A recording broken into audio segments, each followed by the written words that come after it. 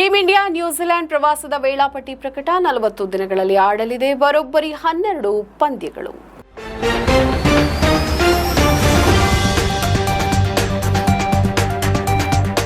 ಸುದ್ದಿಗಾರ ಈಗ ನಿಮ್ಮ ಕೇಬಲ್ ನೆಟ್ವರ್ಕ್ನಲ್ಲಿ. ಭಾರತ ತಂಡದ ಮುಂಬರುವ ನ್ಯೂಜಿಲೆಂಡ್ ಪ್ರವಾಸದ ಅಧಿಕೃತ ವೇಳಾಪಟ್ಟಿ ಪ್ರಕಟಗೊಂಡಿದೆ. ಈ ವರ್ಷದ ಅಕ್ಟೋಬರ್ ತಿಂಗಳಿನಲ್ಲಿ ಟೀಂ ಇಂಡಿಯಾ ನ್ಯೂಜಿಲೆಂಡ್ ಪ್ರವಾಸ ಕೈಗೊಳ್ಳಲಿದ್ದು ಕೇವಲ 40 ದಿನಗಳ ಸುದೀರ್ಘ ಅವಧಿಯಲ್ಲಿ ಒಟ್ಟು 12 ಪಂದ್ಯಗಳನ್ನು ಆಡಲಿದೆ.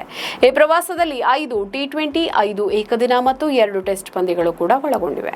ಐಸಿಸಿ ಮಾಹಿತಿ ಪ್ರಕಾರ ನ್ಯೂಜಿಲೆಂಡ್ ಕ್ರಿಕೆಟ್ ಮಂಡಳಿಯು ತನ್ನ ಇತಿಹಾಸದಲ್ಲಿ ಇಷ್ಟೊಂದು ಬೃಹತ್ ಪ್ರಮಾಣ ಅಂದರೆ 12 ಪಂದ್ಯಗಳ ಸರಣಿಯನ್ನು ಆಯೋಜಿಸುತ್ತಿರುವುದು ಇದೇ ಮೊದಲ ಬಾರಿಯಾಗಿದೆ.